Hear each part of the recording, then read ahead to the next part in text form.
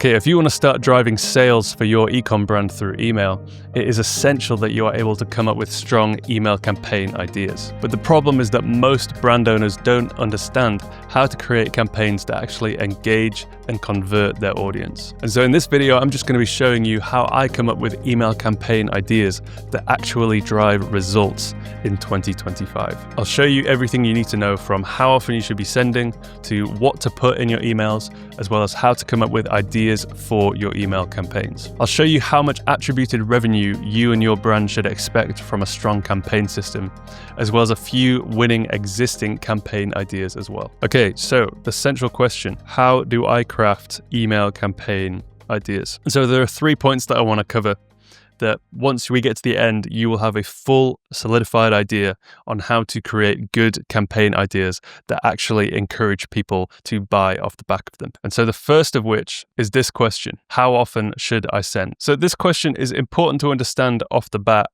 before we start ideating.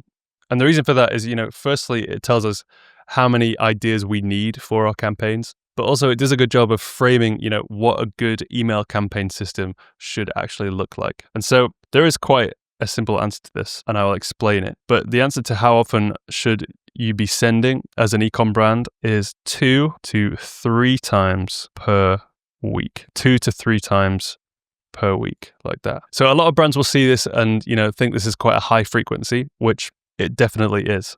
But there's a few reasons why, it should be 2 to 3 per week and no less and no more. And so, if we are sending, a lot of brands will send sort of like, weekly is quite common, or even monthly, which I sort of shake my head at a little bit. And the reason it should be 2 to 3 is because, if it's any less, we lose that familiarity. People are more likely to forget about us. People are more likely to forget that we exist. Obviously, there is a balance to be struck. If we, go over like 4 times a week, people are likely to be annoyed, and, our unsubscribe rate will increase as a result. Our spam complaint rate will increase as a result. And 2 to 3 emails per week is sort of the Goldilocks zone in terms of creating a habit. So the habit of opening our emails is so important, because it means that rather than our subject lines carrying a lot of the weight in terms of what drives opens, it's actually, who we are. People get used to opening your emails based on you, not based on, whatever you can put in the subject line or whatever the content is. And when we get people into that habit, we get that front of mind experience that is so crucial for driving sales. And obviously, the question in your mind is likely to be, won't people get annoyed? This is a question that I receive a lot when I sort of explain this strategy. Won't people be annoyed that we're sending so much to them? And this sort of takes us on to our next point, our next question that needs to be answered. What do I put in my campaigns? And so, when people say, I think you're sending too much, like 2 to 3 is too much. Not only can I sort of point to stats that would, suggest the otherwise, but really the truth behind it is that people get annoyed based on what they're being sent rather than how often. I've said this before, but if we're sending, 2 to 3 nuggets of value, 2 to 3 nuggets of value per week that ordinarily, the reader might have paid, $5 for, or something like that, something that actually enriches their life, that actually, tells them something they didn't know before, or, gives them a hack that makes their life easier, that kind of thing. Like, why would somebody complain about that? Why would somebody, say that, I'm annoyed by this, or, want to unsubscribe from that? And so a lot of these conversations are sort of based on the assumption that, most ecom emails should be sales-based,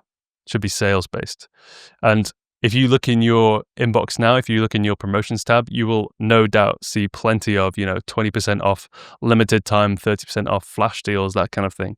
And they definitely have their place, when dispersed correctly amongst a set of valuable emails. Sales do have their place, and I think can be very effective in driving, extra revenue from your email. But they only work well when they are mixed in with other emails that actually give rather than take from the reader. The alternative method, is if we just did sales, if we just did sort of like 10% off, get you 20% off, whatever, that is annoying. Like, people will feel sold to, which is something that we want to avoid at all costs. But, if we focus on giving people something of genuine value, people don't feel sold to, and they actually feel, like we're giving them something that is enriching their life, for free, which is what we're doing. And so, I have a hard time explaining this phrase that sales are counterproductive, because obviously, if you want to believe that if you give people a certain amount off of a product, then they are more likely to buy. And to some extent that is true, but only when it's a part of a diet of actually valuable emails. And so the effect starts to look something like this. So, if we only send discount emails, people will, maybe wait, they might wait for a better sale, or refuse to pay full price, or, want something more from you. But if we send them something engaging, value focused, and something that is about that niche that they belong to, then, people will be very enthused and be very happy with the emails that they receive from you. And so I'll move on to ideation in just a second. But there are a few questions that, if we can answer, will enable us to quantify whether or not, an email is of genuine value, has that effect on our subscriber list when they see our emails in the inbox. And so firstly, we've got, can our readers quickly implement a change that will improve their life? Or adjacent to that is, does it solve a problem? But let's say your brand does luxury bedding, for example. They do luxury bed sheets. We could tell them all about what's going on with us. We could tell them we've got this new product offering, or, new showroom, blah, blah, blah. But why don't we, give them something that is of actual value? Why don't we, give them a tutorial on how to make their bed well, or hotel quality bed making, that kind of thing. Something that will actually tangibly improve their day to day. Or how to stop bed sheets, coming undone, and that kind of thing. These are the ways that we have to think when we're coming up with ideas, when we're assessing the content that we are creating. And then lastly, if you can genuinely say that what you have created for your email is worth $10, then you are good to go. That is something that will stand out from the inbox, and people will walk away from with a genuinely good feeling, rather than a sort of icky, feeling like they've been sold to feeling. And so lastly, the final stage is coming up with ideas. How do I come up with campaign topics? The method I take is to essentially collaborate with AI. But there's a specific methodology that we can use to come up with genuinely good campaign topics every single time. And I'll just quickly run you through it. So what we want to do is ask ChatGPT for 10 topics about your niche. So I'll just write your niche. And then we ask ChatGPT, write me 10 topics adjacent to my niche. My niche is in whatever. I'm making an email marketing campaign. Write me 10 topics about my niche adjacent to it. And so if you have an athleisure brand, there'll be topics about running, types of exercise, diet, that kind of thing. And then what we want to do is we take these 10 topics adjacent to your niche, and we ask AI for subtopics. So these are the topics we're going to use for our emails. So let's say the topic was going to the gym. That is an arrow. One of the subtopics might be gym etiquette, or pull day, push day, finding a new gym, things like that. And then these subtopics can become our titles for our campaigns. So essentially what happens is when you do that for all 10 of the original sort of macro wider topics, and we get 10 micro topics for each one, we then have 100 topic ideas for our campaigns. And that is essentially our ideation covered. And so this is just an example of a ChatGPT prompt. And so I am ideating email campaign ideas for my ecom brand. I run X brand. I sell this. My USP is this, just to give this some context. And then say, list for me 10 topics associated with my niche and the lifestyle of my target market. And then that will give you these 10 topics. And then creating the subtopics off the back of that will be quite straightforward. Okay, I'm just going to quickly run over a few examples of existing winning campaigns and sort of the categories that they fall under. And, hopefully these will translate very well as you ideate some ideas for campaigns for you and your brand. Each of these categories will work for any niche. And so, we've got educational. So teach your audience something genuinely valuable, but, associated with your product. So this example, if you sell anything to do with food, then creating recipes is obviously so good because it's, giving something to the reader, but also it is so innately linked with your product. We've got sort of social trends. So, this email has a bit of like context here about like, I guess in this instance it's makeup, but, if there's a social trend to do with your niche, then you can just talk about that, and link it back to the product that you sell. So obviously there's like some element of like tutorial here, but obviously like, this brand is showing how their products relate to the trend in question. We've got sort of scientific insight. So this is like very valuable. This sort of like educational, but a bit more sort of nitty gritty, if you will.